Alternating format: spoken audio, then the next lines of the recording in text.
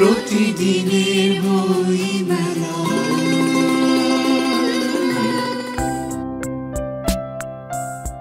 বইমেলার little magazine চত্বর মুখরিত থাকে তরুণ লেখকদের মিলন মেলা এবং আড্ডায়। এখানে দেখা হয়ে গেল তরুণ কবি আহমেদ শিপ্রুর সাথে। তিনি জানালেন তার লেখা বই সম্পর্কে।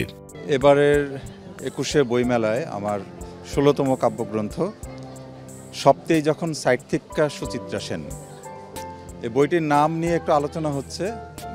একটু অভিনব যেহেতু নামটি, ঢাকার যে স্থানীয় কুট্টি ভাষা বলে সেই ভাষার একটি সংলাপ, মৌখিক সংলাপকেই আমি এই বইয়ের নাম হিসেবে নিয়েছি। আর এই নামের একটি কবিতাও রয়েছে, সেই কবিতার বিষয়বস্তুর সাথে মিল রেখেই এই নামটি। আর এই বইটির শেষে একটি ছোট গদ্য রয়েছে কবিতা এবং শিল্প বিষয়ক, শিল্পের নন্দনতত্ত্ব বিষয়ক। এই বইটির যে কবিতাগুলো আছে এগুলো গত ১ বছরেই লেখা, সাম্প্রতিক লেখাই বলা যায়। এবং কবিতাগুলোর আমি তো ওইভাবে বিষয়ভিত্তিকভাবে লিখি না, যখন যেই বিক্ষিপ্ত চিন্তা আসে। আর মূলত আমি কবিতার যেই প্যাটার্ন নিয়ে কাজ করছি, এই বইটিতে বেশিরভাগ কবিতাই হচ্ছে টানা গদ্যে লেখা এবং আমার নিজস্ব একটি প্যাটার্ন দাঁড় করানোর চেষ্টা আছে এই বইটিতে। জাগতিক প্রকাশনের স্টলে বইটি পাওয়া যাচ্ছে।